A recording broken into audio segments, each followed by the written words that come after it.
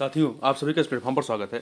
यहाँ पर हम लोग आगामी आरओ 2023 की प्रारंभिक परीक्षा के लिए प्रैक्टिस सेट देख रहे हैं और इसी कड़ी में हम लोग जो है घटना चेक पब्लिकेशन के द्वारा जो आरओ की 10 प्रैक्टिस सेट प्रकाशित की गई है, इसी में से प्रैक्टिस सेट नंबर 7 जो है, प्रैक्टिस सेट नंबर 7 के जीएस वाले पेपर को यहाँ पर हम लोग कवर करेंगे। चलिए प्रारंभ करते हैं। इसमें सबसे पहला प्रश्न है आपका कि निम्नलिखित में से कौन सा कथन सही नहीं है। कौन सा कथन सही नहीं है? 4 कथन दिए गए हैं। पहला है भारत में सर्वाधिक वर्षा दक्षिण पश्चिम मानसून से होती है। ये कथन आपका पूरी तरीके से सही है। दूसरा है भारत में सर्वाधिक वर्षा प्राप्त करने वाले क्षेत्र पश्चिमी घाट हिमालय क्षेत्र तथा मेघालय हैं। ये तीन के तीनों कथन सही, मतलब ये दूसरा कथन जो है सही है। पहला, दूसरा, तीसरा, भारत के उत्तरी मैदानों में शीत ऋतु में वर्षा लौटते मानसून से होती है। ये कथन आपका गलत है। उत्तरी मैदानों, मुख्यतः उत्तरी पश्चिमी मैदान, जैसे कि आपके उत्तर प्रदेश में शीत ऋतु में होने वाली वर्षा पश्चिमी विक्षोभों द्वारा होती है और इनकी उत्पत्ति, इन पश्चिमी विक्षोभों की उत्पत्ति कहां से होती है? भूमध्य सागर से होती है, जहां से ये आर्द्रता ग्रहण करते हैं। इसलिए आपका सी ऑप्शन जो है वो गलत है। डी, भारत में शरदकालीन वर्षा के क्षेत्र पंजाब तथा तमिलनाडु है, सही है। आगे बढ़ते हैं। निम्नलिखित में से कौन सा कथन जो है वो सही नहीं है? कौन सा कथन सही नहीं? पहला देखिए, मैक्रोनी गेहूं का वानस्पतिक नाम ट्रिटिकम ड्यूरम है। ट्रिटिकम ड्यूरम है, सही है। ब्यूटाक्लोर शाकनाशी पदार्थ है, ये भी सही है। गेहूं के साथ दो फसली के लिए अरहर की उपयुक्त किस्म कौन सी है? यूपीएएस 120 है, ये कथन भी सही है। चौथा, डी ऑप्शन, चना मित्र ऐप भारतीय तिलहन अनुसंधान संस्थान द्वारा विकसित किया गया है। ये कथन आपका गलत है, क्योंकि चना मित्र ऐप जो है भारतीय दलहन अनुसंधान, तिलहन अनुसंधान नहीं बल्कि दलहन, चने दाल में आती है ना कि तेल में आती है। तो चना मित्र ऐप भारतीय दलहन अनुसंधान संस्थान कानपुर द्वारा विकसित किया गया है। ठीक है, तो यहाँ पर डी ऑप्शन आपका सही नहीं है। आगे चलते हैं। निम्नलिखित में से किसान मित्र कीट कौन सा है? तो किसान मित्र कीट जो है आपका, इसमें से नेविश, ओरियस, सिरफिड मक्खी, ये सभी के सभी क्या है? किसान मित्र कीट के तहत आते हैं। यहाँ पर डी ऑप्शन हो जाएगा। देखिए, नेविश है, सिरफिड मक्खी है, जियोकॉरिस, सिसिन डेला, ओरियस, मिलिडबग, बैरिक्यूमोन तथा एपेंटेलिस, ये किसान मित्र कीट हैं। ये सब किसान मित्र कीट के तहत आते हैं। अगला है, निम्नलिखित में से कौन सा सही सुमेलित नहीं है खनिज और उत्खनित स्थल के संबंध में? देखिए, मैग्नीज का उत्खनन कहां से होता है? भंडारा से। ठीक है, तो ये आपका भंडारा से। दूसरा आपका लौह अयस्क डल्ली राजहारा से। और आपका अभ्रक जो है आपका, ये मोशाबानी से नहीं है। अभ्रक जो है मोशाबानी से नहीं। देखिए, मोशाबानी झारखंड में स्थित है, जो तांबा उत्पादन के लिए जाना जाता है, ना कि अभ्रक के लिए। मोशाबानी कहाँ पे है? झारखंड में। लौह अयस्क के लिए बेल्लारी, ये सही है। इसके अतिरिक्त ध्यान रखिएगा, जो अभ्रक के लिए कौन सा प्रसिद्ध है? तो झारखंड का जो कोडरमा है, झारखंड का कोडरमा तथा कोडरमा जो है वो अभ्रक के लिए है, तथा झारखंड का जो राखा है वो तांबा उत्पादन के लिए। झारखंड का राखा और आपका मोशाबानी, ये आपके तांबे के लिए प्रसिद्ध हैं। ठीक है, आगे चलते हैं। सूक्ष्म लघु एवं मध्यम उद्यम एवं निर्यात प्रोत्साहन विभाग उत्तर प्रदेश द्वारा एक जनपद एक उत्पाद के संदर्भ में कौन सा विकल्प सही नहीं है? यहाँ पे देखिए, गुण अयोध्या तथा मुजफ्फरनगर का एक जनपद एक उत्पाद है, सही है। मूज उत्पाद अमेठी, प्रयागराज तथा सुल्तानपुर, अमेठी, प्रयागराज, सुल्तानपुर का एक जनपद एक उत्पाद है, सही है। गौरा पत्थर क्राफ्ट जो है महोबा का तथा सजर पत्थर क्राफ्ट बांदा का एक जनपद एक उत्पाद है, ये भी सही है। डी, देसी घी अमरोहा का तथा घुंघरू हरदोई के एक जनपद एक उत्पाद है, ये कथन आपका गलत है, क्योंकि घुंघरू घुंघरू बेल्स एवं अन्य पीतल उत्पाद हरदोई के नहीं है। ठीक है, ये जो घुंघरू है ये हरदोई का नहीं है, बल्कि कहाँ का है? ये एटा का एक जनपद एक उत्पाद है। घुंघरू कहाँ का है? घुंघरू एटा का एक जनपद एक उत्पाद के तहत आता है, तो इसलिए आपका ये सही नहीं। और वहीं पे देसी घी जो है, देसी घी अमरोहा का नहीं है बल्कि औरैया का है। देसी घी अमरोहा का नहीं, औरैया का एक जनपद एक उत्पाद है। तो इस प्रकार से डी ऑप्शन जो है आपका यहाँ पर गलत हो जाता है। ठीक है, यहाँ पर डी ऑप्शन जो है वो गलत है। आगे बढ़ते हैं। यहाँ ध्यान रखिएगा, अमरोहा के लिए क्या है? अमरोहा के लिए जो है रेडीमेड गारमेंट्स जो होते हैं, रेडीमेड गारमेंट्स के लिए, मतलब ये आपका अमरोहा से संबंधित है। आगे चलते हैं। अगला है, चंद्रमा के बारे में निम्नलिखित कथनों में से कौन सा कथन जो है वो सही नहीं है? देखिए, पहला, चंद्रमा और पृथ्वी के बीच की औसत दूरी 84,400 किलोमीटर है, सही है।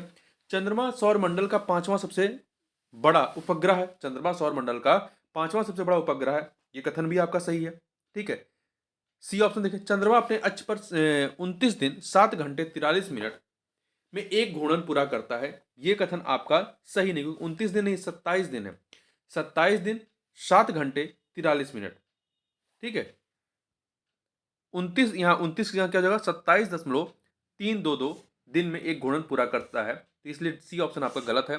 डी, अर्धचंद्र के समय, अर्ध चंद्र के समय पृथ्वी के संदर्भ में सूर्य और चंद्रमा की स्थिति समकोणीय होती है, ये भी सही है।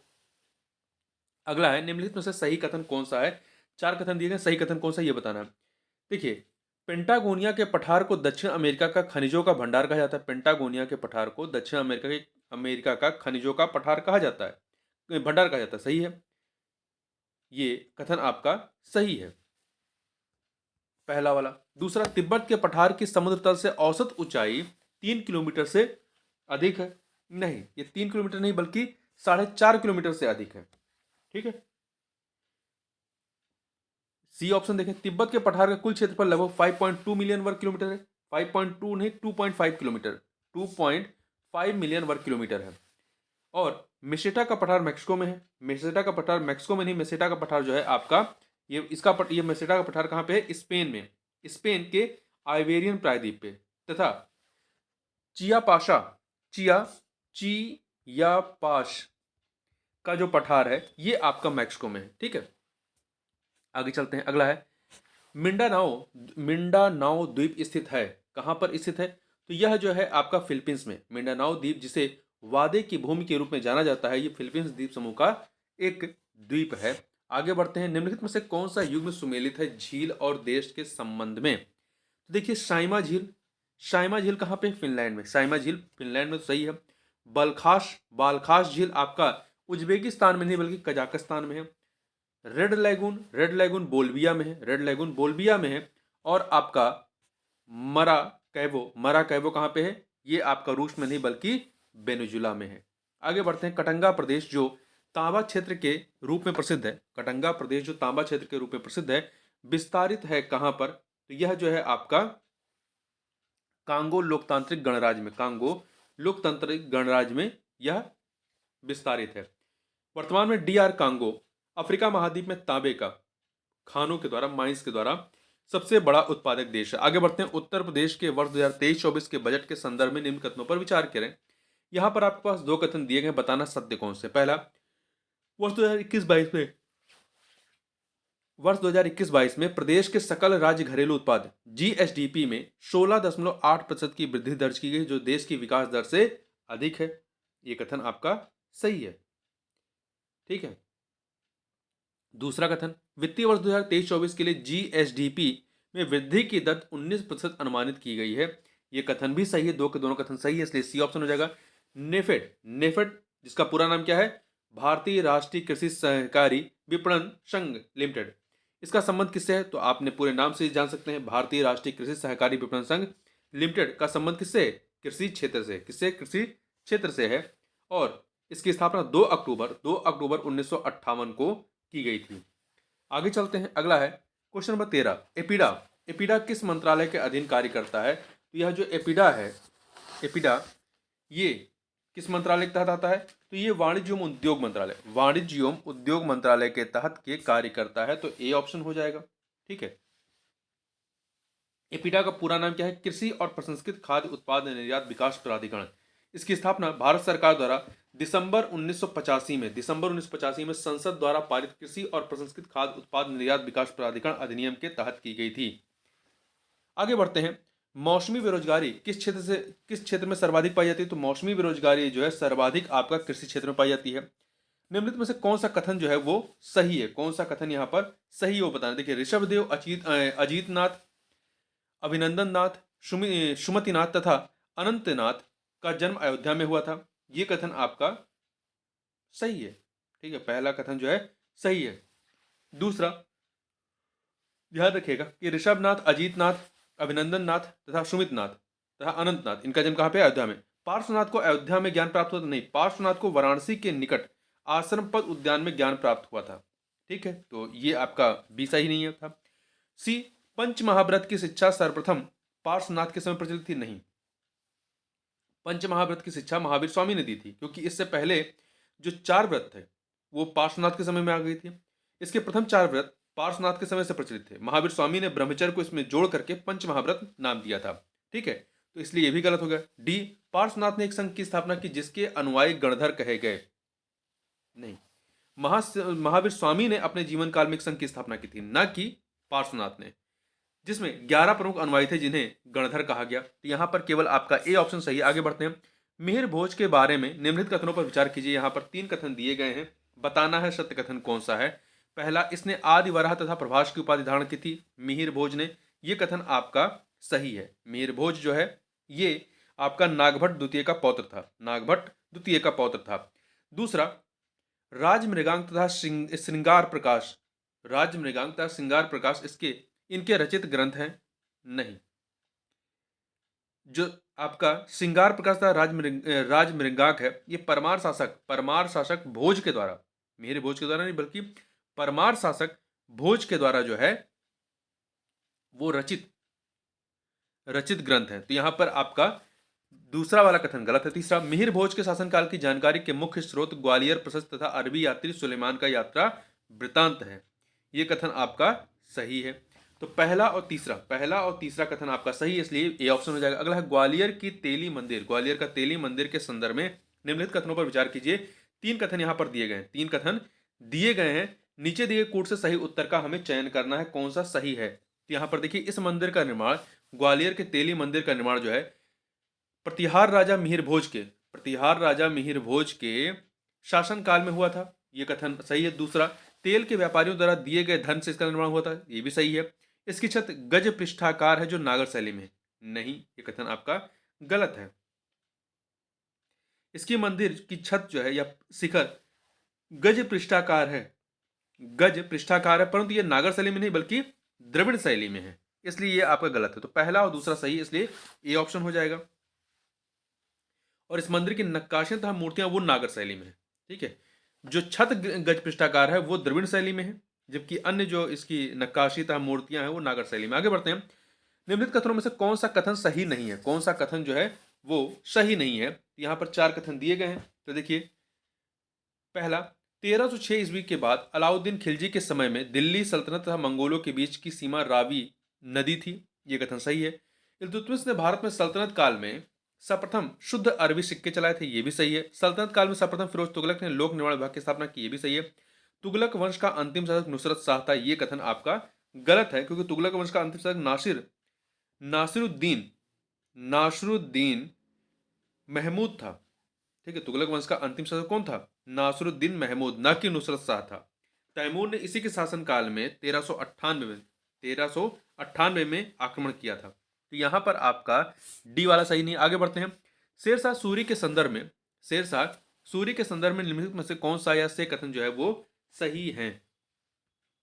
यहां पर देखिए, 2 कथन दिए गए हैं, बताना कौन सही है। पहला, मारवाड़ युद्ध में राजपूतों के शौर्य पराक्रम से प्रभावित होकर शेरशाह सूरी ने कहा, मारवाड़ युद्ध में राजपूतों के शौर्य पराक्रम से प्रभावित होकर शेरशाह सूरी ने कहा कि मात्र एक मुट्ठी बाजरे के चक्कर में मैंने अपना साम्राज्य खो दिया होता। ठीक है, तो ये कथन तो आपका सही है। दूसरा, उसने कृषकों की मदद के लिए कबूलियत की व्यवस्था प्रारंभ की। ये भी कथन सही। 2 के दोनों कथन यहाँ पर सही हैं, इसलिए आपका सी ऑप्शन हो जाएगा। शेरशाह सूरी के संदर्भ में यदि बात करें तो शेरशाह सूरी ने राजस्व प्रशासनिक मुद्रा एवं सैनिक सुधार किए। इसने बंगाल के शासक नुसरत शाह को पराजित कर हजरत आला की उपाधि तथा चौसा के युद्ध में हुमायूं को पराजित करके शेरशाह की उपाधि धारण की थी। आगे बढ़ते हैं। भारत आने वाले यात्रियों के सही क्रम क्या है? भारत आने वाले यात्रियों के सही क्रमों की यदि बात करें तो इसमें सबसे पहले आपका रॉल्फ फिच आता है 1583 में, फिर हॉकिंस आता है 1608 में, फिर थॉमस रो आते हैं 1615 में, फिर मनुची 1653 में। ठीक है, तो रॉल्फिच सबसे पहले, फिर हॉकिंस, फिर थॉमस, रॉल्फिच, हॉकिंस, थॉमस रो और मनुची। तो यहां पर आपका सी ऑप्शन हो जाएगा। अगला है, किस समाचार पत्र ने लॉर्ड डलहौजी को कुख्यात पिंडारी तथा राज्यों को लूटने वाला कहा था? तो किसने कहा था, किस समाचार पत्र ने? तो ये कहा था आपका बॉम्बे समाचार में पत्र ने जो है लॉर्ड डलहौजी को कुख्यात पिंडारी तथा राज्यों को लूटने वाला कहा था। तो यहां पर आपका सी ऑप्शन हो जाएगा। ठीक है, आगे बढ़ते हैं। मुस्लिम लीग द्वारा सर्वप्रथम प्रत्यक्ष कार्रवाई दिवस कहाँ मनाया गया? मुस्लिम लीग द्वारा सर्वप्रथम प्रत्यक्ष कार्रवाई दिवस जो है कहाँ मनाया गया था? तो ये कलकत्ता में, कलकत्ता वर्तमान में कोलकाता कहते हैं, 16 अगस्त 1946 को प्रत्यक्ष कार्रवाई दिवस मनाने की घोषणा की गई। सर्वप्रथम प्रत्यक्ष कार्रवाई दिवस कलकत्ता, वर्तमान में कोलकाता कहते हैं, में मनाया गया था, कोलकाता में। यहाँ पे सी ऑप्शन। ठीक है, कलकत्ता में उस समय मुस्लिम लीग की सरकार थी। बंगाल के मुख्यमंत्री हुसैन शहीद सुहरावर्दी थे। कौन थे? हुसैन शहीद सुहरावर्दी। आगे बढ़ते हैं। निम्नलिखित में से कौन सा युग्म जो है वो सही सुमेलित है? कौन सा सही सुमेलित है ये हमें बताना है। तो देखिए, पहला पाखंड खंडनी पताका 1897 ईस्वी, ये आपका सही नहीं है। ठीक है, पाखंड खंडनी पताका जो है 1867 ईस्वी में दयानंद सरस्वती ने फहराई थी, तो ये गलत है। लाहौर में आर्य समाज का मुख्यालय, लाहौर में आर्य समाज का मुख्यालय कब का है? ये 1879 का नहीं है, ये 1879 का नहीं है। लाहौर में आर्य समाज का मुख्यालय जो है 1877 में, 1877, ये भी गलत हो गया। सोशल सर्विस लीग की स्थापना 1919 में होती है।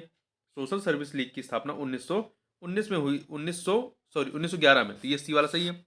Bombay presidency social reform association, Bombay presidency social reform association, इसकी स्थापना कब होती है? तो इसकी जो स्थापना है, Bombay presidency social reforms association की स्थापना 1903 में है, 1903, तो इसलिए गलत है। तो यहाँ पर आपका सी वाला सही है केवल।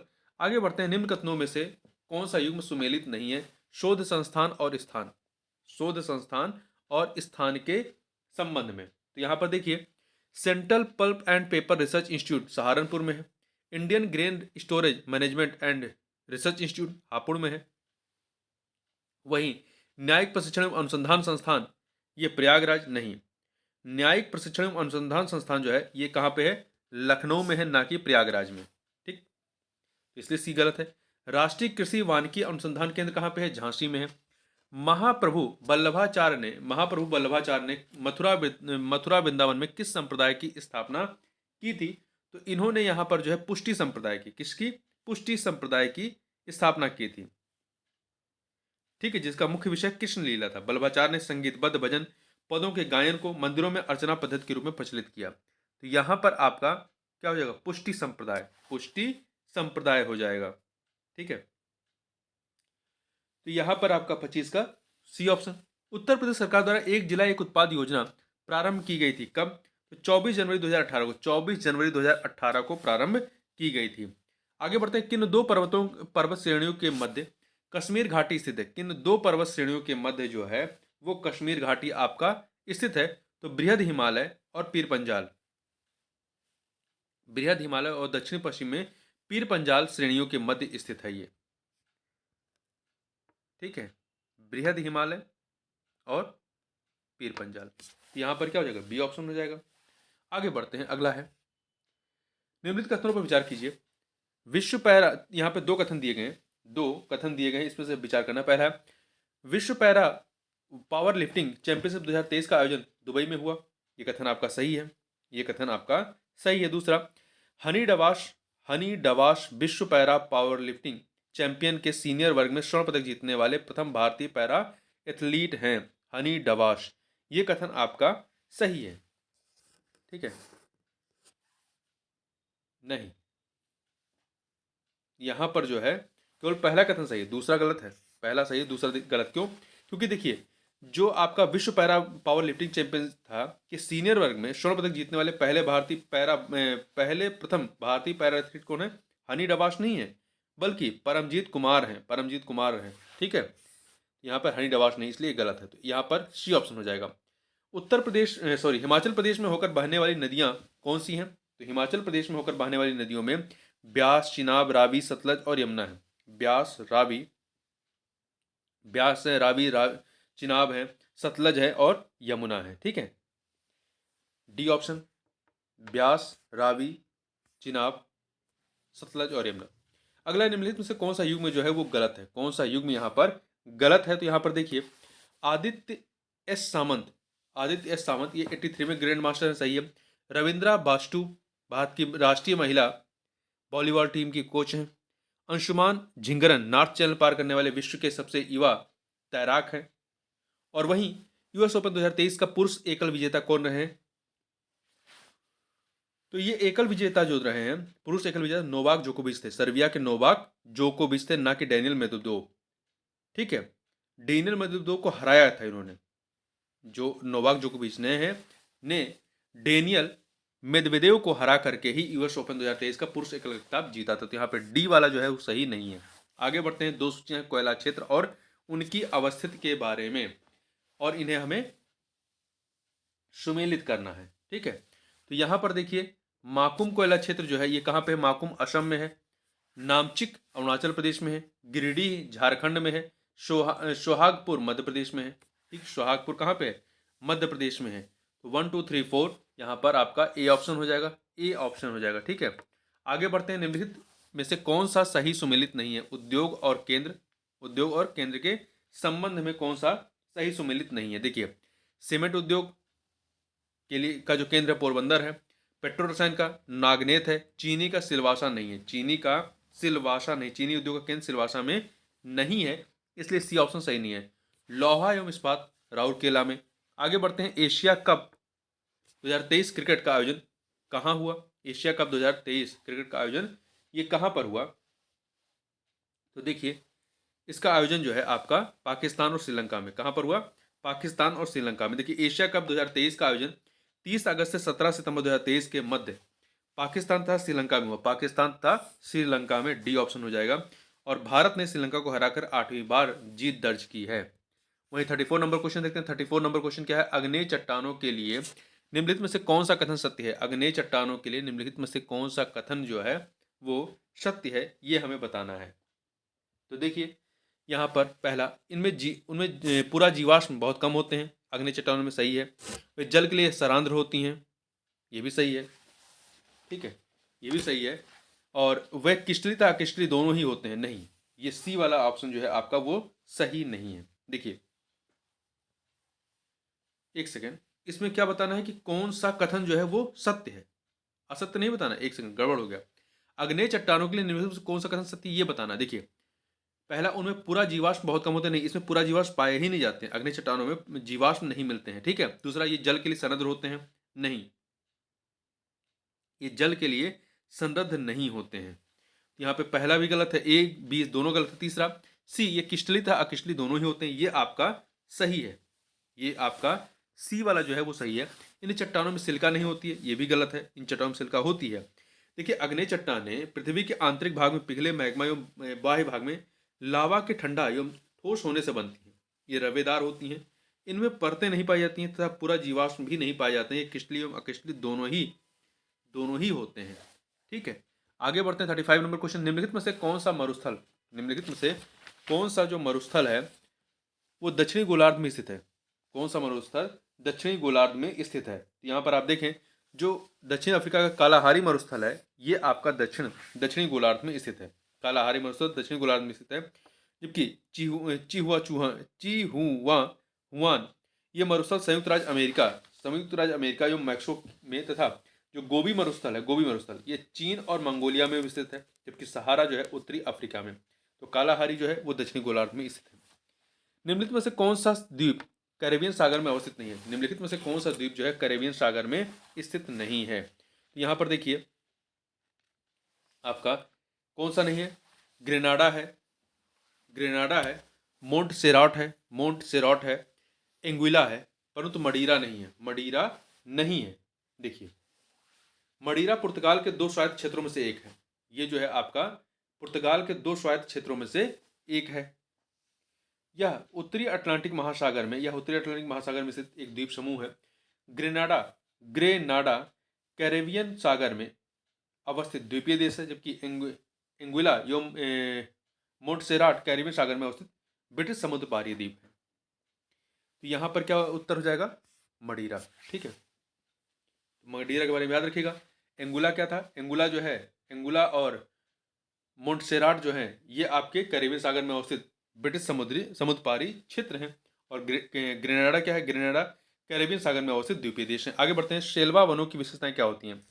शेलवा वनों की विशेषता क्या होती है? तो यहाँ पर आपके पास 4 विशेषता है, इनमें से सही विशेषता बतानी कौन सी है। देखिए, पहला, सेल्वा वनों में चौड़ी पत्ती सदाबहार होती है, सही है। चौड़ी पत्ती पतझड़ होती है, नहीं। शंकुधारी सदाबहार, शंकुधारी पतझड़ नहीं, चौड़ी पत्ती सदाबहार होती है। तो यहाँ पर ए ऑप्शन हो जाएगा। देखिए, ब्राजील में अमेजन नदी बेसिन में पाए जाने वाले वनों को शेल्वा या सेल्वास का वन कहते हैं। ये वन विषुवतीय क्षेत्र में स्थित होते हैं। ये वन विषुवतीय क्षेत्र में स्थित होते हैं। यहाँ वर्ष भर अधिक तापमान व औसत से अधिक वर्षा, 200 सेंटीमीटर से अधिक वर्षा होने के कारण घने व चौड़े पत्ती वाले सदाबहार वन पाए जाते हैं। ठीक है, तो यहाँ पर आपका ये ऑप्शन हो जाएगा। अगला है, 2 सूचियां दी गई हैं, इन्हें हमें क्या करना है? सुमेलित करना है। कोको, कोको कहाँ पाया जाता है? घाना में, इसका केंद्र जो है घाना। 4, कहवा, कहवा का है आइवरी कोस्ट, वन से मिलाइए। चाय का केन्या है, और गन्ने का दक्षिण अफ्रीका है। तो यहाँ पर 3 हो जाएगा। 4 1 2 3, 4 1 2 3, बी ऑप्शन हो जाएगा। अगला है, ऊर्जा के वाणिज्यिक स्रोतों में, ऊर्जा के वाणिज्यिक स्रोतों में विशुद्धता शामिल होते हैं क्या? तो इसमें ऊर्जा के वाणिज्यिक स्रोतों में या सोर्सेस में विशुद्धता क्या शामिल होते हैं? यहाँ पर देखें, इसमें शक्ति, कोयला, तेल, गैस, जल विद्युत और यूरेनियम, ये सभी के सभी इसमें शामिल होते हैं। तो यहाँ पर ए ऑप्शन हो जाएगा। पारिस्थितिकी संक्रमण अवधारणा का सर्वप्रथम प्रयोग किया गया किसके द्वारा? पारिस्थितिकी संक्रमण अवधारणा का सर्वप्रथम प्रयोग जो है जॉन डब्ल्यू बेनेट के द्वारा किया गया था। बी ऑप्शन हो जाएगा। इन्होंने यह अवधारणा वर्ष 1976 में प्रकाशित अपनी पुस्तक the ecological transition, cultural anthropology and human adaptation में प्रस्तुत किया था। आगे बढ़ते हैं, कथन कारण का प्रश्न है। कथन कारण का प्रश्न है, तो यहाँ पर देखिए और बताना सही कौन सा है।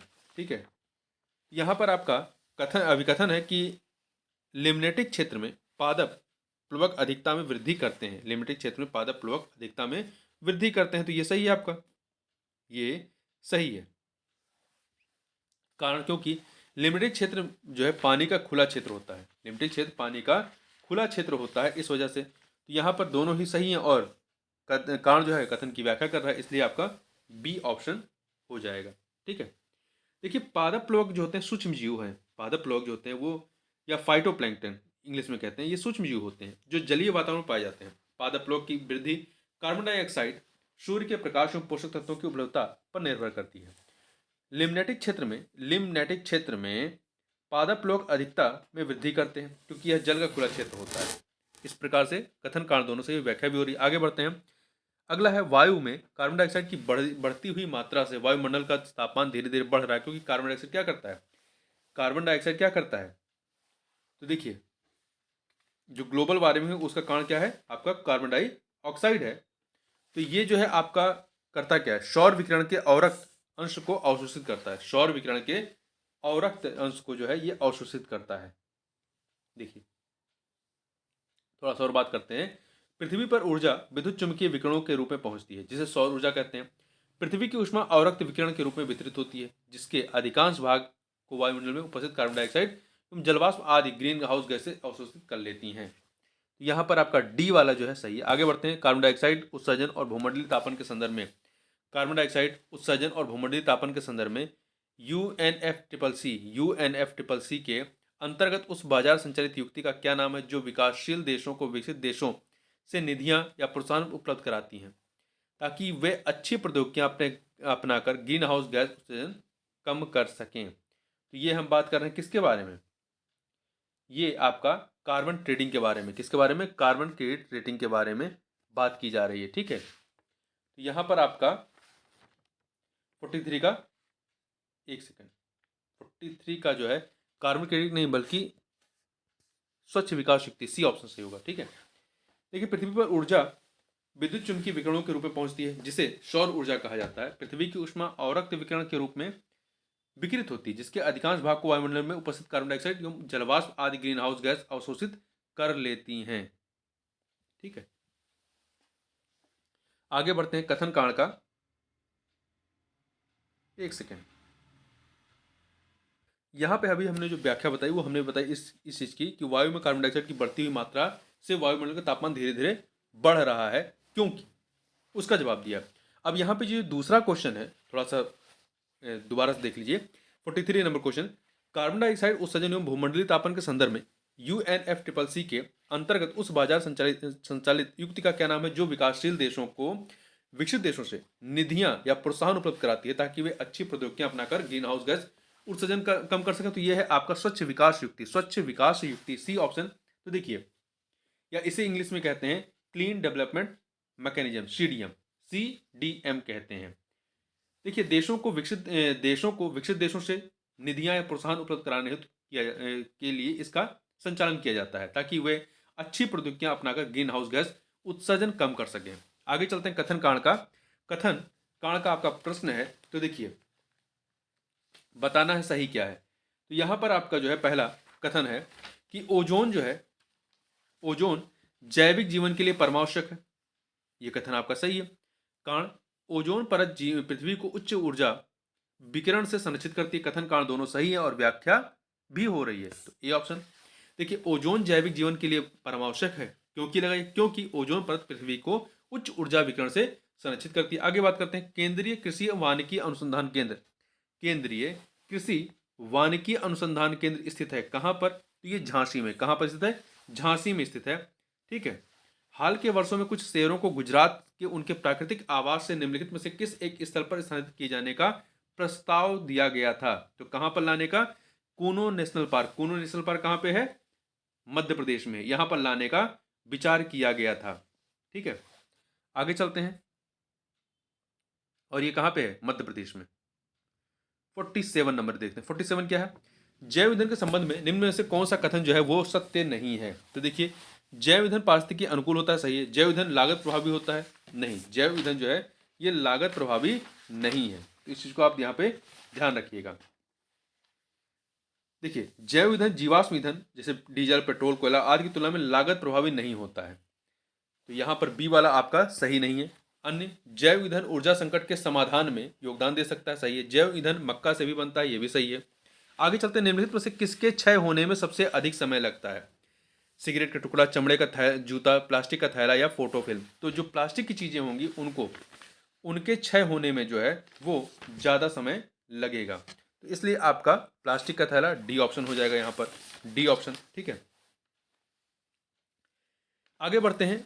अनाजों और तिलहनों के अनुपयुक्त रखरखाव और भंडारण के परिणाम स्वरूप अविशों का उत्पादन होता है, जिन्हें एफ्लाटॉक्सिन के नाम से जाना जाता है। एफ्लाटॉक्सिन के नाम से जाना जाता है, जो सामान्यतः भोजन बनाने की आम विधि द्वारा नष्ट नहीं होते हैं। एफ्लाटॉक्सिन किसके द्वारा उत्पादित होते हैं? तो ये फफूदी के द्वारा। किसके द्वारा? फफूदी के द्वारा ये जो है उत्पादित होते हैं। तो यहां पर आपका 49 का क्या हो जाएगा? सी ऑप्शन हो जाएगा, सी ऑप्शन हो जाएगा। ठीक है, ये जो एफ्लाटॉक्सिन है, एफ्लाटॉक्सिन मुख्यतः एस्परजिलस एस्परजिलस फ्लेव्स के द्वारा उत्पन्न होते हैं। आगे बढ़ते हैं। निम्न में से किस वर्ष भारत सरकार द्वारा केंद्रीय गंगा प्राधिकरण का गठन किया गया? तो केंद्रीय गंगा प्राधिकरण का गठन कब किया गया? 1985 में। देखिए, केंद्रीय गंगा प्राधिकरण का गठन जो है तत्कालीन प्रधानमंत्री राजीव गांधी की अध्यक्षता में फरवरी 1985 में किया गया था। सितंबर 1995 में इसका नाम बदल करके राष्ट्रीय नदी संरक्षण प्राधिकरण NRCA कर दिया गया। इसके अध्यक्ष कौन होते हैं? प्रधानमंत्री होते हैं। एक जिला एक खेल योजना के अंतर्गत उत्तर प्रदेश में तैराकी किस जिले का खेल है? तो तैराकी जो है पीलीभीत का। कहाँ का है? तैराकी पीलीभीत जिले का है। और बांदा शूटिंग के लिए है। प्रयागराज लॉन टेनिस के लिए। और बहराइच व हाथरस जो है, बहराइच व हाथरस वो फुटबॉल के लिए। निम्नलिखित में से कौन सा कथन जो है वो सही नहीं है? यहाँ पर 4 कथनों में से कौन सा कथन जो है वो सही नहीं है? तो देखिए, पहला, 2011 की जनगणना के अनुसार भारत की कुल जनसंख्या में हिंदू आबादी 79.8% है, सही है। 2011 की जनगणना के अनुसार उत्तर प्रदेश की कुल जनसंख्या का 19.26% मुस्लिम आबादी था, ये भी सही है। उत्तर प्रदेश में न्यूनतम जनघनत्व वाला जिला ललितपुर है, ये भी सही है। उत्तर प्रदेश में सर्वाधिक शिशु लिंगानुपात वाला जिला महाराजगंज है, ये कथन आपका सही नहीं है। उत्तर प्रदेश में सर्वाधिक शिशु लिंगानुपात जो है बलरामपुर में है। ठीक है, बलरामपुर, फिर दूसरे नंबर पर संत कबीर नगर, फिर बहराइच है, बहराइच और सिद्धार्थनगर है। ठीक है, तो इस प्रकार से इसमें महाराजगंज का नाम नहीं है, बलरामपुर सर्वाधिक है। आगे बढ़ते हैं। मरुस्थलीय जीवोमों के संदर्भ में, मरुस्थलीय जीवोमों के संदर्भ में निम्नलिखित कथनों पर विचार कीजिए। यहाँ पर आपके पास तीन कथन दिए गए हैं और बताना है कि उपयुक्त में से कौन से कथन जो है वो सही है, कौन से कथन सही हैं। तो यहाँ पर देखिए, अधिकतर मरुस्थल दोनों उत्तरी व दक्षिणी गोलार्धों में कर्क व मकर रेखा के आसपास पाए जाते हैं, सही है। मरुस्थलीय जीवोमों की अधिक उत्पादकता सबसे कम होती है, लेकिन ये अधिकतम क्षेत्रफल आच्छादित करते हैं, ये भी सही है। पहला दूसरा सही है। तीसरा, मरुद्भिद झाड़ियां तथा अल्पकालिक प्रकार की वनस्पतियों की प्रधानता होती है। यहाँ पर तीन के तीनों कथन यहाँ पर सही है, इसलिए तो डी ऑप्शन हो जाएगा। आगे बढ़ते हैं। वैश्विक पर्यावरण आउटलुक रिपोर्ट, वैश्विक पर्यावरण आउटलुक रिपोर्ट किसके द्वारा जारी की जाती है? तो यह जो है आपका संयुक्त राष्ट्र पर्यावरण कार्यक्रम, संयुक्त राष्ट्र पर्यावरण कार्यक्रम, United Nation environment programme, UNEP के द्वारा इसे जारी किया जाता है, वैश्विक पर्यावरण आउटलुक रिपोर्ट को। ठीक है, तो इस चीज को आप यहां पर ध्यान रखिएगा। आगे बढ़ते हैं। दो सूचियां दी गई हैं, इन्हें हमें क्या करना है? सुमेलित करना है। दो सूचियां, इन्हें सुमेलित करना है। पश्चिम बिहार और किस राज्य में है, इन्हें सुमेलित करना। देखिए, सुल्तानपुर पश्चिम बिहार कहाँ पे? हरियाणा में, तो दो से मिला दीजिए। कुलिक पश्चिम बिहार आपका कहाँ पे? पश्चिम बंगाल, वन से मिला दीजिए। नवाबगंज पश्चिम बिहार उत्तर प्रदेश, तीन से मिलाइए। अतिवेरी कहाँ पे है? ये कर्नाटक में है, चार से मिला दीजिए। तो 2134 अर्थात ए ऑप्शन यहाँ पर आपका हो जाएगा, ए ऑप्शन। निम्नलिखित में से कौन एक नट श्रेणी का फल है? कौन सा एक जो है वो नट श्रेणी का? देखिए, सिंघाड़ा जो होता है, सिंघाड़ा ये नट श्रेणी का फल है। इसका वैज्ञानिक नाम एलोचारिस डुलिसिस है, एलोचारिस डुलिसिस है। आगे बढ़ते हैं।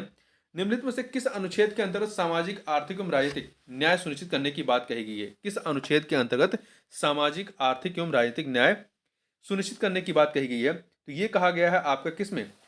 अनुच्छेद 38 में, अनुच्छेद 38 में कहा गया है। ठीक है, नीति निषेध तत्वों के तहत जो अनुच्छेद 38 है इसमें कहा गया। अगला है, निम्नलिखित कथनों पर विचार कीजिए। यहाँ पर आपके पास दो कथन दिए गए हैं, उपयुक्त में से कौन सा या से कथन जो है वो असत्य है, असत्य कथन बताना है। तो देखिए, पहला, वित्त आयोग एक संवैधानिक निकाय, सही है, आर्टिकल 280 में इसका प्रावधान है।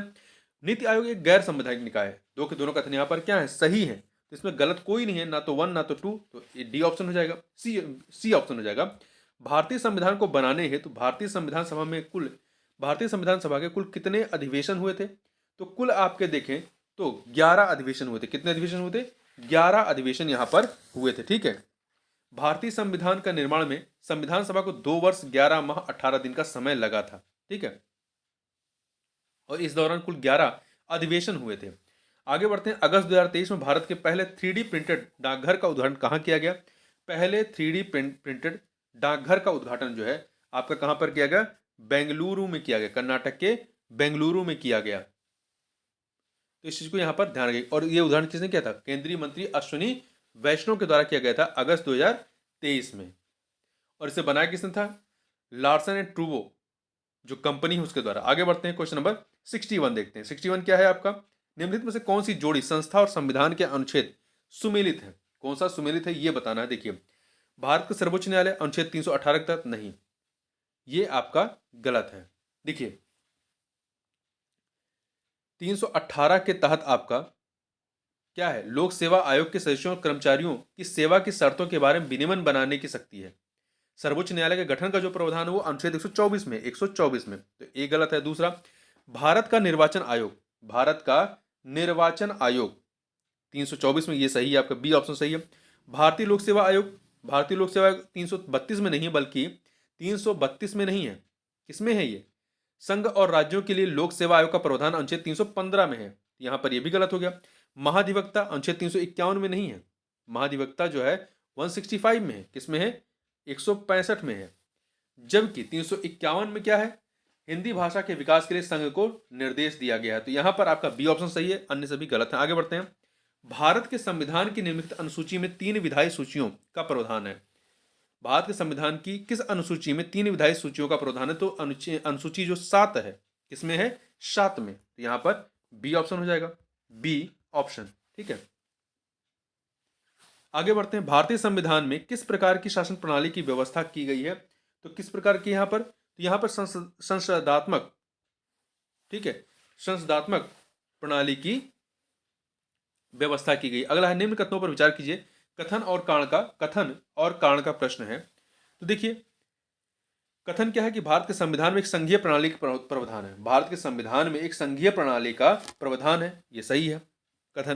कारण, उसने एक बहुत शक्तिशाली केंद्र की रचना की है। भारतीय संविधान ने एक बहुत शक्तिशाली केंद्र की रचना की है, ये भी सही है। परंतु ये जो आपका कारण है वो कथन का व्याख्या नहीं कर रहा है कि भारत के संविधान में संघीय प्रणाली का प्रावधान है, ये भी सही है। और दूसरा, उसने एक बहुत शक्तिशाली केंद्र की रचना की है, ये भी सही है, परंतु व्याख्या नहीं हो रही, इसलिए आपका यहाँ पर बी ऑप्शन हो जाएगा। आगे बढ़ते हैं। भारतीय संविधान के विषय में निम्नलिखित कथन निम्न में से किसका है? भारतीय संविधान के विषय में निम्नलिखित कथन निम्न में से किसका है? भारतीय संविधान अधिक कठोर तथा अधिक लचीले के मध्य एक अच्छा संतुलन स्थापित करता है।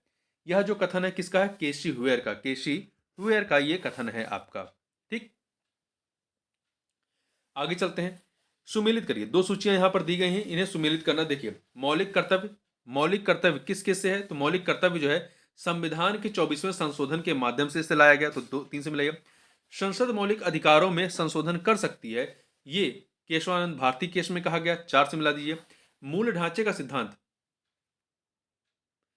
मूल ढांचे का सिद्धांत जो है मिनर्वा मिल केस में आया था। मिनर्वा मिल केस में ये आपका आया हुआ था। ठीक है, तो यहां पर आपका 1 से मिलाइए। इंसानों के अनैतिक व्यापार का निषेध, ये आपका किस में है? संविधान के अनुच्छेद 23 में है। यहाँ पे 2 से मिलाइए, तो क्या हो जाएगा?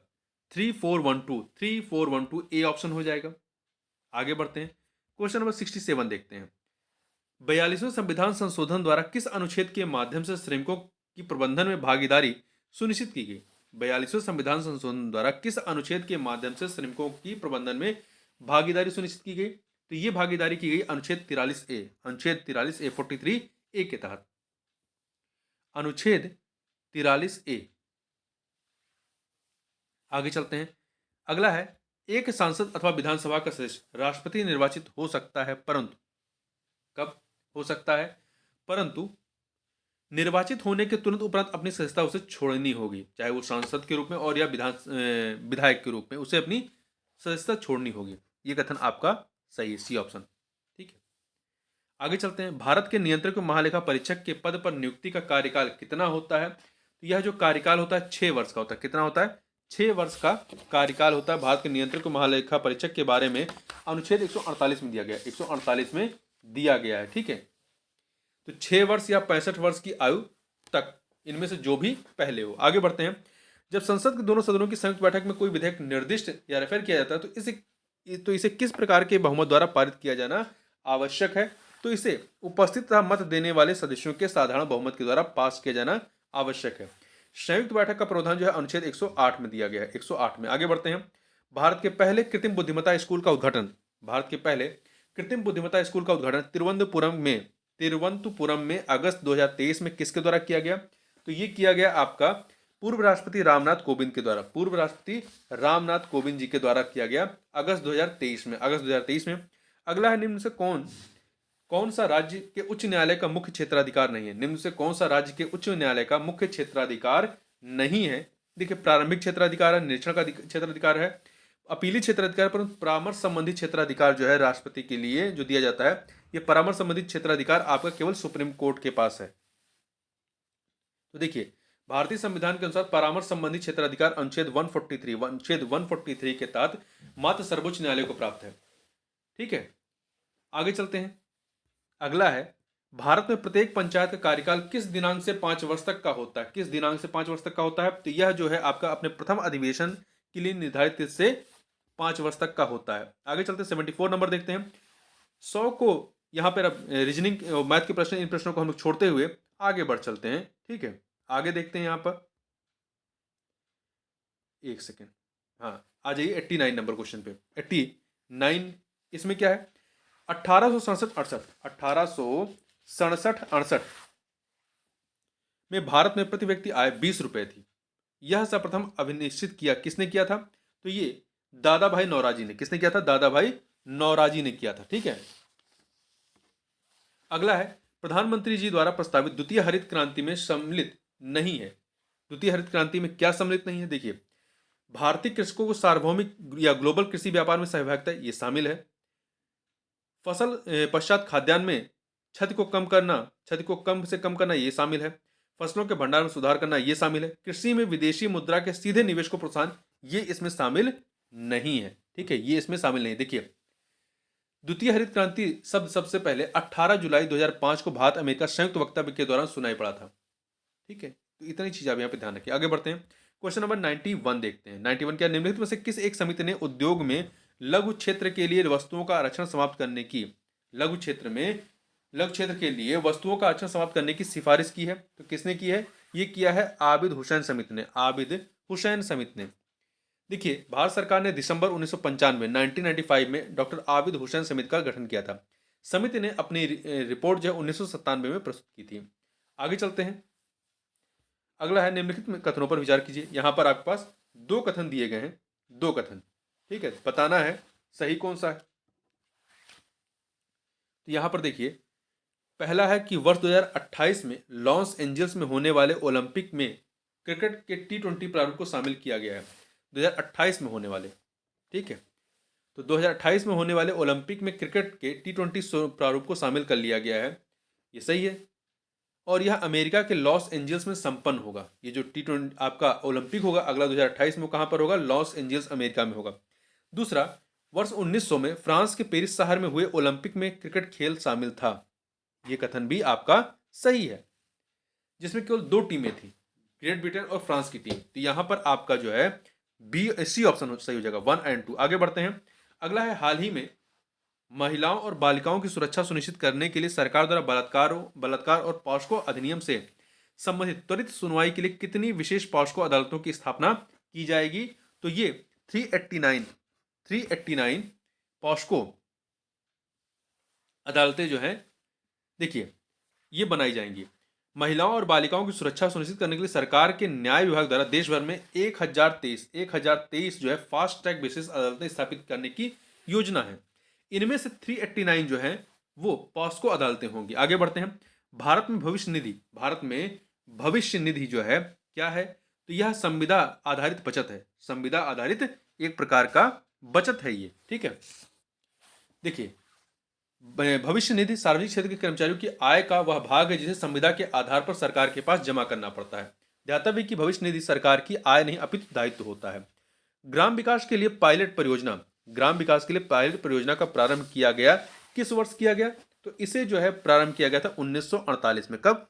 1948 में प्रारंभ किया गया था। ठीक है, तो इसे इटावा पायलट परियोजना का भी नाम देते हैं, सितंबर 1948 में। देखिए, इटावा के पास ही महेवा गांव है, यहां से प्रारंभ हुआ था। भारत में इस योजना को प्रारंभ करने का श्रेय अमेरिकी सैन्य अधिकारी अल्बर्ट मेयर को दिया जाता है। आगे बढ़ते हैं, आयात कर क्या है? आयात कर क्या है? तो देखिए, आयात कर जो है यह व्यापार की मात्रा को जो है घटाता है। आयात कर क्या करता है? व्यापार की मात्रा को घटा देता है। इसके बारे में देखें। देखिए, प्रशुल्क वस्तुओं पर जो प्रशुल्क है, ये वस्तुओं पर लगाया गया कर या शुल्क है जब वह राष्ट्रीय सीमा में प्रवेश करती हैं अथवा राष्ट्रीय सीमा से बाहर जाती हैं, तब ये प्रशुल्क जो है वस्तुओं पर लगाया जाता है। इस अर्थ में प्रशुल्क से अभिप्राय आयात शुल्क तथा निर्यात शुल्क से, परंतु व्यवहार में प्रशुल्क आयात शुल्क या सीमा शुल्क का पर्याय होता है। प्रशुल्क जो होता है या आयात शुल्क घरेलू उद्योगों को संरक्षण प्रदान करता है, और प्रशुल्क लगाने से जो आयात होता है, जो हम बाहर चीजें मंगाते हैं, वो महंगी हो जाती है। ठीक है, जिससे व्यापार की मात्रा में कमी होती है। तो इससे क्या होता है कि जो देश के अंदर जो वो चीजें बन रही हैं, मैन्युफैक्चरिंग हो रही है, उसको बढ़ावा मिलता है। अगला है G20 common framework. G20 common framework के संदर्भ में निम्नलिखित कथनों पर विचार कीजिए। यहां पर आपके पास दो कथन दिए गए हैं, बताना सही कौन सा है। पहला, यह G20 और उसके साथ पेरिस क्लब द्वारा समर्थित पहल है। सही है। यह आधारणीय ऋण वाले निम्न आय देशों को सहायता देने की पहल है। यह आधारणीय ऋण देने वाले निम्न आय देशों को सहायता देने की पहल है। दो के दोनों कथन यहां पर सही है, तो सी ऑप्शन हो जाएगा 1 और 2। सी ऑप्शन हो जाएगा 1 और 2। ठीक है, आगे चलते हैं। अगला है 98 नंबर क्वेश्चन है, मेकांग गंगा सहयोग से जो 6 देशों की पहल है, निम्नलिखित में से कौन सा या से देश प्रतिभागी नहीं है? तो देखिए, इसमें आपका कौन से नहीं है ये बताना है 6 में। तो देखिए, इसमें बांग्लादेश और चीन ये नहीं है। बांग्लादेश और चीन नहीं है, तो सी ऑप्शन हो जाएगा। थोड़ा सा इसके बारे में बात करते हैं। मेकांग गंगा सहयोग जो है, इसकी स्थापना वर्ष 2000 में 2000 में लाओस के वियंतियाने में की गई थी। इसका उद्देश्य दो महान नदियों गंगा और मेकांग द्वारा सीमांकित क्षेत्र में पारस्परिक सहयोग पर आधारित संबंधों की स्थापना करना है। गंगा क्षेत्र से भारत तथा मेकांग क्षेत्र से 5 देश, कौन कौन से? कंबोडिया, लाओस, म्यांमार, थाईलैंड और वियतनाम। तो 6 देशों के भारत हो गया, कंबोडिया, लाओस, म्यांमार, थाईलैंड और वियतनाम। तो इनके इनके मध्य की यह जो है आपकी परियोजना है या पहल है कह सकते हैं। ठीक है, देखिए इसके द्वारा इन 6 देशों के द्वारा मेकांग गंगा सहयोग पहल की शुरुआत की गई। प्रारंभिक रूप से पारस्परिक सहयोग के 4 क्षेत्र थे: संस्कृत, पर्यटन, शिक्षा तथा परिवहन। संस्कृत, पर्यटन, शिक्षा तथा परिवहन एवं संचार की पहचान की गई थी। और इसमें आपका बांग्लादेश और चीन शामिल नहीं है, तो इसलिए आपका सी ऑप्शन। आगे बढ़ते हैं। भारतीय पेटेंट कानून लागू हुआ किस वर्ष? तो भारतीय पेटेंट कानून जो है आपका कब से लागू हुआ? ये आपका लागू हुआ 1972 से, 1972 में लागू हुआ था। ठीक है, 1972 में। तो यहां आगे बढ़ते हैं। अगला है 2011 की जनगणना के अंतिम आंकड़ों के अनुसार, अंतिम आंकड़ों मतलब फाइनल आंकड़े नहीं है, अंतिम आंकड़ों के अनुसार भारत में साक्षरता का प्रतिशत कितना है? साक्षरता का प्रतिशत जो है वो कितना रहा है? ये 73% रहा है। 73% रहा है। ठीक है, ये अनंतिम नहीं होगा, अंतिम आंकड़े होने चाहिए। ठीक है, जिसमें आपका पुरुषों का 80.9% और महिलाओं का 64.6%। आगे चलते हैं। निम्नलिखित में से वैदिक साहित्य का सही क्रम क्या है?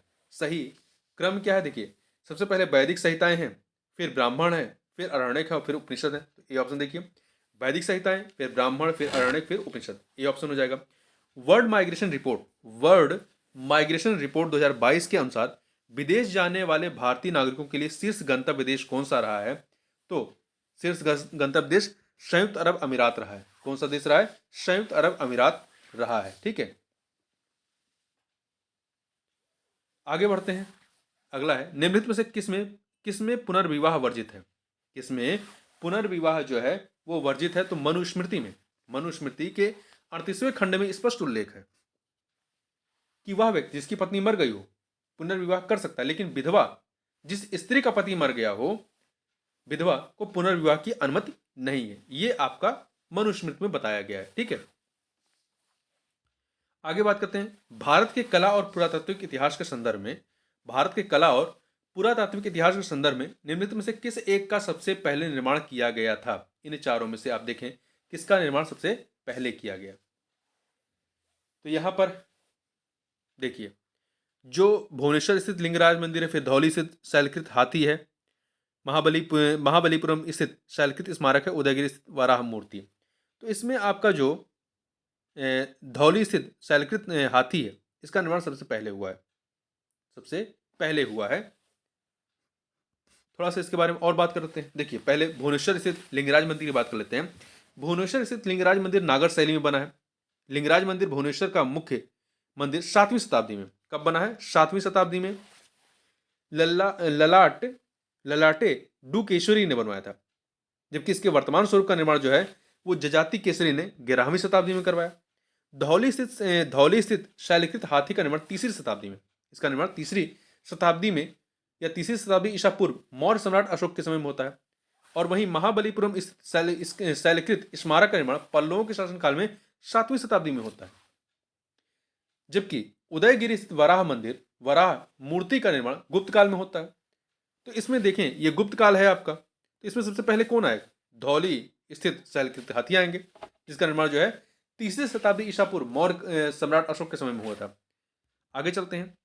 वित्तीय वर्ष 2022-23 फरवरी 2023 तक के दौरान एएसआई के तहत शीर्ष 3 केंद्रीय संरक्षित स्मारक जिनमें विदेशी पर्यटकों की संख्या सबसे अधिक रही है, वो कौन सी रही है? तो ये है आपका ताजमहल, आगरा किला, फतेहपुर सीकरी, बी ऑप्शन। आगे बढ़ते हैं। 106 नंबर क्वेश्चन देखते हैं। 106 नंबर क्वेश्चन क्या है? इनमें से किसने बाबर को सरे पुल के युद्ध में पराजित किया था? किसने बाबर को जो है सरे पुल के युद्ध में किसने पराजित किया था? तो ये पराजित किया था सैबानी खान ने। सैबानी खान ने, ध्यान रखिएगा, सैबानी खान ने 1501 ईस्वी में सरे पुल के युद्ध में बाबर को पराजित कर मध्य एशिया से खदेड़ दिया था। इस युद्ध में उज्बेकों की युद्ध नीति तुलगमा पद्धति का प्रयोग शैबानी खान ने बाबर के विरुद्ध किया था। फिर बाद में इसी तुलगमा पद्धति का इस्तेमाल जो है बाबर जो है भारत में जब युद्ध करता है तो वहां पे करता है। आगे चलते हैं, दो सूचियां हैं, दो सूचियां, इन्हें हमें सुमेलित करना है। देखिए हसन निजामी की पुस्तक क्या है? हसन निजामी की पुस्तक का नाम है ताजुल मासिर, ताजुल मासिर, 4 से मिलाइए। ख्वांदमीर की पुस्तक, ख्वांदमीर की पुस्तक हुमायूंनामा है, हुमायूंनामा, 3 से मिलाइए। मोहम्मद काजिम, मोहम्मद काजिम की पुस्तक कौन सी है? आलमगीरनामा, आलमगीरनामा है। भीमसेन की कौन सी है? तो नुस्खा ए दिलकुशा, नुस्खा ए दिलकुशा है, दिलकुशा। तो यहाँ पे 2 से मिला दीजिए, तो 4 3 1 2, ये ऑप्शन हो जाएगा आपका। थोड़ा सा और फिर से एक बार देख लीजिए। देखिए हसन निजामी की पुस्तक कौन सी है? ताजुल मासिर है। ख्वांदमीर की क्या है? ख्वांदमीर की पुस्तक जो है आपकी हुमायूंनामा है। ठीक है, ख्वांदमीर ने जो है, ख्वांदमीर ने कानून ए हुमायूं नामक पुस्तक लिखी थी, जिसे हुमायूंनामा के नाम से जाना जाता है। तो ध्यान रखिएगा, यदि हुमायूंनामा की जगह पे कहीं पे नाम आता है कानून ए हुमायूनी, तो समझ लीजिएगा ये हुमायूंनामा के बारे में बात हो रही है। तो ख्वांदमीर ने हुमायूंनामा लिखी, मोहम्मद काजिम ने जो है आलमगीरनामा लिखी, और भीमसेन ने नुस्खा ए दिलकुशा। आगे चलते हैं, एक्सला सापेल 1748 की संधि के संदर्भ में निम्नलिखित कथनों में से कौन सा या से कथन सही है? तो यहाँ पर 2 कथन दिए गए हैं आपके। पहला, प्रथम कर्नाटक युद्ध की समाप्ति होती है एक्सला शापल संधि से, सही है। अंग्रेजों को मद्रास पुनः प्राप्त हो जाता है, ये भी सही है। 2 के दोनों कथन यहाँ पर सही है, तो सी ऑप्शन है। एक्सला सापेल की संधि 1748 से अस्ट्रिया के उत्तराधिकार का युद्ध समाप्त हो गया। इस संधि के माध्यम से ये युद्ध समाप्त होता है। यूरोप का युद्ध बंद होते ही कर्नाटक का प्रथम युद्ध समाप्त हो जाता है तथा मद्रास अंग्रेजों को पुनः प्राप्त हो जाता है। अगला है, किसने यह विचार किया था कि भारत में ब्रिटिश आर्थिक नीति घिनौनी है? किसने यह विचार किया था कि भारत में ब्रिटिश आर्थिक नीति घिनौनी है? कार्ल मार्क्स ने। किसने किया था? कार्ल मार्क्स ने। ठीक है, आगे चलते हैं। अगला है, निम्नलिखित में से कौन सा सही सुमेलित नहीं है? कौन सा सही सुमेलित नहीं? समाचार पत्र और उसके संस्थापक के संबंध में। देखिए अल हिलाल समाचार पत्र के संस्थापक कौन थे? मौलाना अबुल कलाम आजाद। न्यू इंडिया के एनिवेशन, तहजीब उल अखलाक के संस्थापक मोहम्मद अली जिन्ना नहीं थे। तहजीब उल अखलाक जो पुस्तक है, ये समाचार पत्र है, इसके संस्थापक कौन थे? इसके सर सैयद अहमद खान द्वारा उर्दू भाषा में 1870 से 1897 ईस्वी के बीच प्रकाशित की पत्रिका थी। ठीक है, वहीं संवाद कौमुदी के संस्थापक कौन थे? राजा राम मोहन राय। तो ध्यान रखिएगा, अल हिलाल के मौलाना अबुल कलाम आजाद, न्यू इंडिया के एनिवेशन, तहजीब उल अखलाक के सर सैयद अहमद खान, संवाद कौमुदी के राजा राम मोहन राय। बंगाल के विभाजन के समय बंगाल का लेफ्टिनेंट गवर्नर कौन था? बंगाल का लेफ्टिनेंट गवर्नर। ठीक है, तो देखिए यहां पर कौन था? Sir Andrew Fraser. कौन थे? Sir Andrew Fraser. ध्यान रखिएगा इस चीज को। ठीक है, तो बंगाल के विभाजन के समय बंगाल का lieutenant governor sir Andrew Fraser था, जबकि भारत का गवर्नर जनरल कौन था? लॉर्ड कर्जन था। आगे चलते हैं, निम्नलिखित में से किन लोगों ने 16 दिसंबर 1922 को इंडिपेंडेंट पार्टी बनाने का निर्णय लिया था? किन लोगों ने निर्णय लिया था? तो देखिए ये इंडिपेंडेंट पार्टी बनाने का निर्णय जो है वो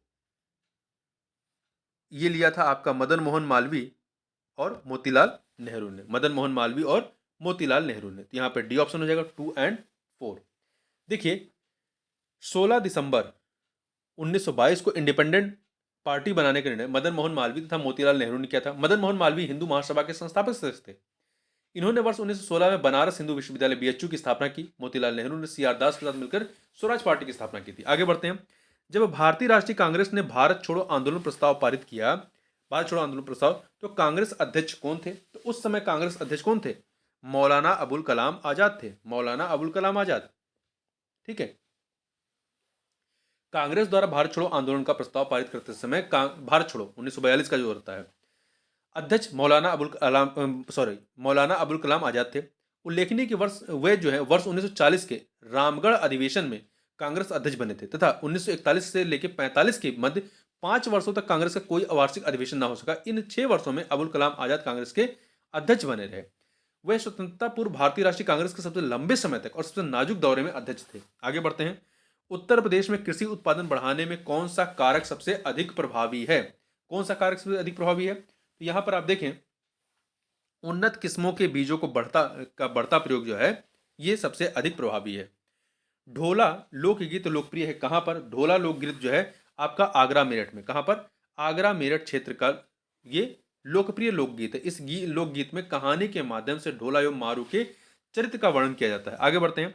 निम्नलिखित में से कौन सा सही सुमेलित नहीं है? जिला और लोकप्रिय उत्पाद के संबंध में, जिले और लोकप्रिय उत्पाद के संबंध में कौन सा सुमेलित नहीं है, ये बताना है। तो देखिए, कन्नौज जो है इत्र के लिए, बुलंदशहर चीनी मिट्टी के लिए प्रसिद्ध है, चित्रकूट लकड़ी के खिलौने के लिए, प्रतापगढ़ अमरूद की जेली के लिए प्रसिद्ध नहीं है। ठीक है, प्रतापगढ़ जो है किसके लिए है? प्रतापगढ़ आंवले के लिए है, ना कि अमरूद की जेली। अमरूद की जेली के लिए प्रयागराज को जाना जाता है। ठीक है, तो यहां पर डी वाला आपका सही नहीं है। आगे बढ़ते हैं। निम्नलिखित में से कौन सा कोयला आधारित बिजली संयंत्र उत्तर प्रदेश में स्थित है? निम्नलिखित में से कौन सा कोयला आधारित बिजली संयंत्र जो है वो उत्तर प्रदेश में स्थित है? यहां पर देखिए,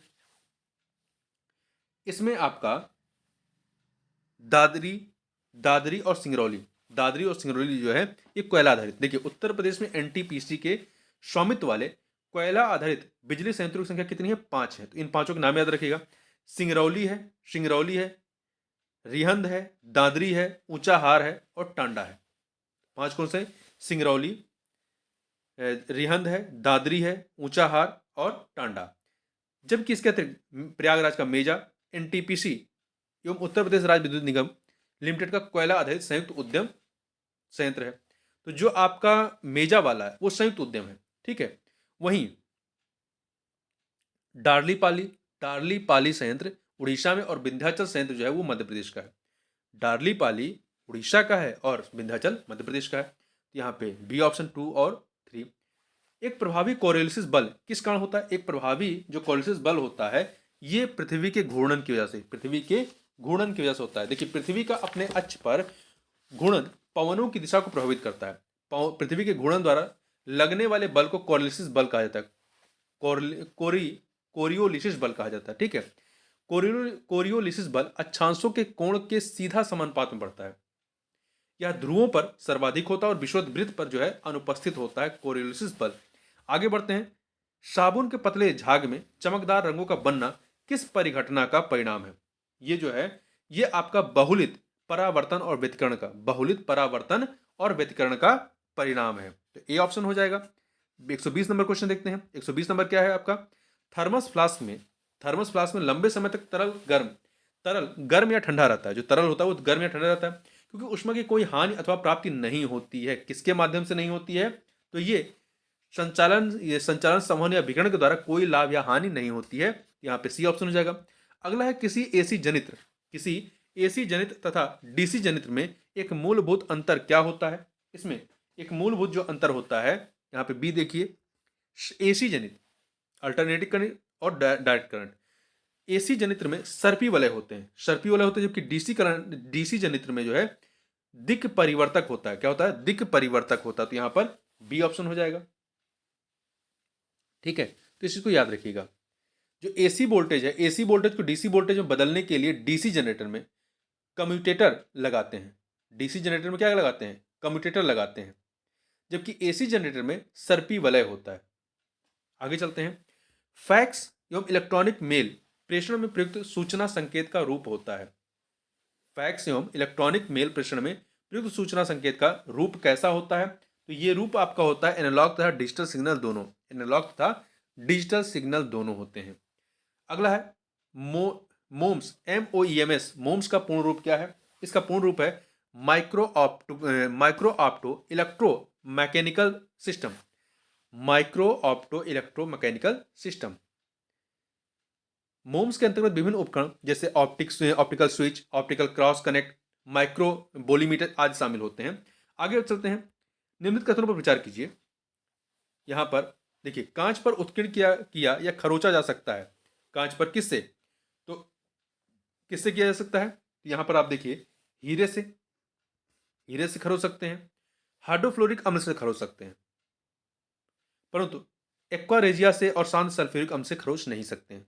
ठीक, यहां पर 1 और 2 सी ऑप्शन। देखिए, हीरे का उपयोग कांच को काटने तथा उस पर उत्कीर्ण करने या खरोचने में होता है। हाइड्रोफ्लोरिक अम्ल का प्रयोग भी कांच पर उत्कीर्ण करने एवं खरोचने में होता है। कांच हाइड्रोफ्लोरिक अम्ल में घुलनशील सिलिकेट बनाता है। कांच जो होता है वो हाइड्रोफ्लोरिक अम्ल में क्या बनाता है, घुलनशील सिलिकेट बनाता है। यही कारण है कि HF का भंडारण जो है वो कांच के बर्तनों में नहीं किया जाता है। आगे बढ़ते हैं। विस्फिनॉल, विस्फिनॉल ए, जिसे शॉर्ट में हम लोग BPA कहते हैं, जो चिंता का कारण है, निम्नलिखित में से किस प्रकार के प्लास्टिक के उत्पादन में एक संरचनात्मक या मुख्य घटक होता है? किस प्रकार के प्लास्टिक के उत्पादन में?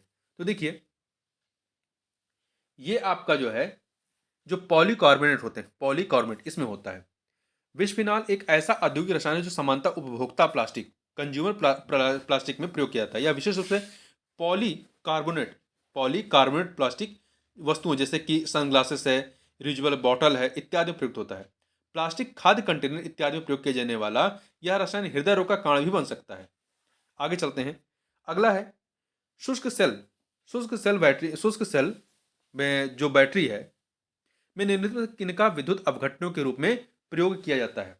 तो विद्युत अपघटनों के रूप में इसमें जो शुष्क सेल होता है या बैटरी, इसमें अमोनियम क्लोराइड और जिंक क्लोराइड का, किसका, अमोनियम क्लोराइड और जिंक क्लोराइड का इसमें प्रयोग करते हैं विद्युत अपघटनों के रूप में। ठीक है, अमोनियम क्लोराइड और जिंक क्लोराइड। आगे चलते हैं। निम्न से कौन सा सही सुमेलित नहीं है? कौन सा सही सुमेलित नहीं? देखिए, नील हरित शैवाल धान से संबंधित है। राइजोबियम लेग्यूमिनिसेरम ये मटर संबंधित है। एजोटोबैक्टर गेहूं से। एजोला मक्का संबंधित नहीं है। एजोला जो है, एजोला ये मक्का संबंधित नहीं है। देखिए, एजोला, एनाबीना, नॉस्टाक, नील हरित शैवाल आदि धान की फसल में नाइट्रोजन स्थिरीकरण का कार्य करते हैं और ये जैव उर्वरक की तरह कार्य करते हैं। तो यहां पर आपका डी वाला सही नहीं है। अगला, निम्नलिखित में से कौन सा विटामिन एवं उसकी कमी वाला रोग सुमेलित नहीं है? तो यहां पर देखिए, कैल्सीफेरॉल, कैल्सीफेरॉल कमी से अस्थि रुग्णता होती है।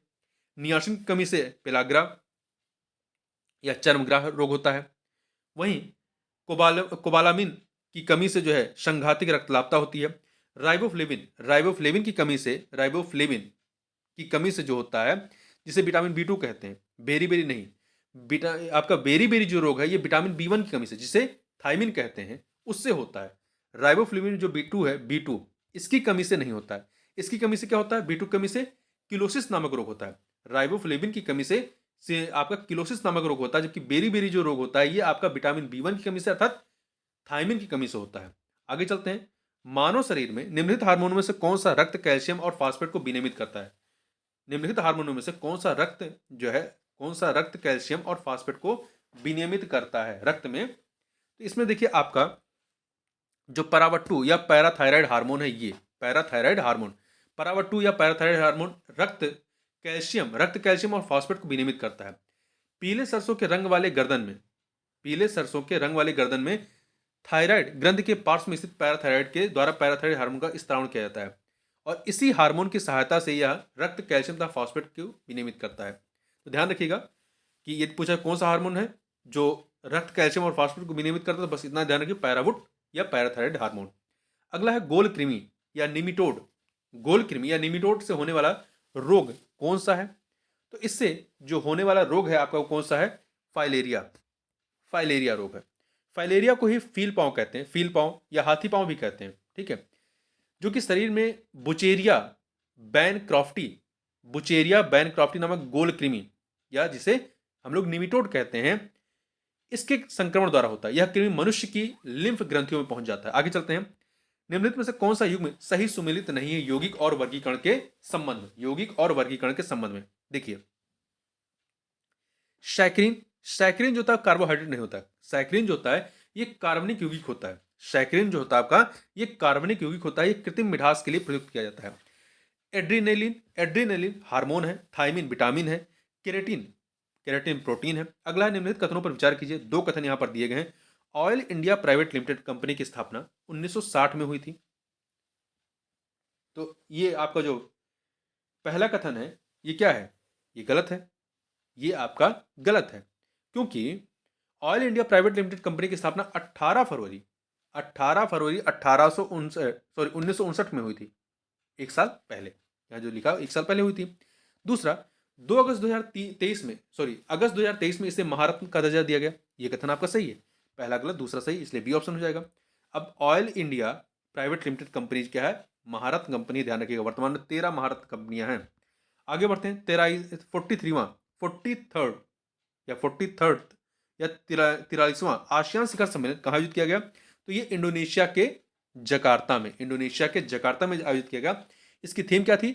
ASEAN matters epicentre of growth. ASEAN matters epicentrum of growth. आगे बढ़ते हैं। 134 नंबर क्वेश्चन है कि जुलाई 2023 में नीति आयोग द्वारा जारी राष्ट्रीय बहुआयामी गरीबी सूचकांक की रिपोर्ट के संदर्भ में कौन सा कथन जो है वो सही नहीं है? यहां पर देखिए, यह रिपोर्ट राष्ट्रीय परिवार स्वास्थ्य सर्वेक्षण, यह रिपोर्ट राष्ट्रीय परिवार स्वास्थ्य सर्वेक्षण 5 2019 से 2021 तक जो किया गया, इस पर आधारित है। यह कथन आपका सही है। केरल सबसे कम बहुआयामी गरीबी जनसंख्या वाला राज्य, सही है। उत्तर प्रदेश का सर्वाधिक बहुआयामी गरीबी वाला जिला बहराइच है, यह भी आपका सही है। उत्तर प्रदेश का न्यूनतम बहुआयामी गरीबी वाला जिला लखनऊ है, यह कथन आपका गलत है। ठीक है, क्योंकि उत्तर प्रदेश का न्यूनतम बहुआयामी गरीबी वाला जिला जो है वो गाजियाबाद है, ना कि लखनऊ। ठीक है, तो यहां पर आपका डी वाला सही नहीं है। आगे बढ़ते हैं। वर्ष 2022-23 द्वितीय अग्रिम अनुमान में कुल बागवानी उत्पादन भारत में कितना अनुमानित है? तो ये आपका 351.92 मिलियन टन, 351.92 मिलियन टन। अगला है वर्ष 2021-22 में सब्जी उत्पादन में शीर्ष 2 राज्य कौन थे? उत्तर प्रदेश और पश्चिम बंगाल। नंबर 1 पे उत्तर प्रदेश और दूसरे पे पश्चिम बंगाल। अमृत भारत स्टेशन योजना के संदर्भ में कौन सा कथन जो है वो सत्य नहीं है? तो देखिए, अमृत भारत स्टेशन योजना के पहले चरण में 508 रेलवे स्टेशनों को शामिल किया गया। नंबर याद रखिएगा, 508 महत्वपूर्ण है। ये सभी रेलवे स्टेशन भारत के 27 राज्यों में है? नहीं, ये सभी स्टेशन भारत के 27 राज्यों के अतिरिक्त केंद्र शासित प्रदेशों में भी हैं, केवल राज्यों में नहीं है। इसलिए आपका बी ऑप्शन गलत है। ठीक है, इसके प्रथम चरण में उत्तर प्रदेश के 55 रेलवे स्टेशन शामिल किए गए। प्रयागराज भी इसमें शामिल है। अमृत भारत स्टेशन योजना में राजस्थान तथा उत्तर प्रदेश के शामिल स्टेशनों की संख्या बराबर है। 55 यहां पे भी है, 55 राजस्थान में भी। ठीक है, यहां पर केवल बी ऑप्शन गलत है। आगे बढ़ते हैं। किस देश के प्रांतीय गवर्नर द्वारा वर्ष 2023 के अक्टूबर माह को हिंदू विरासत माह के रूप में घोषित किया गया है? तो कहां के? तो संयुक्त राज्य अमेरिका के।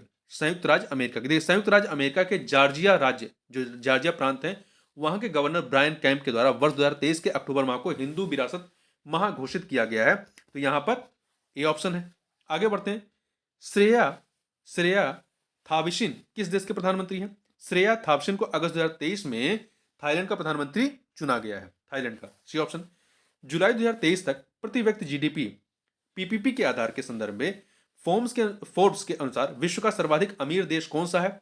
तो यह है लग्जमबर्ग। कौन सा देश है? लग्जमबर्ग है। ठीक है, बहुत छोटा सा देश है यूरोप का। तो इस प्रकार से इस वीडियो में बस इतना ही।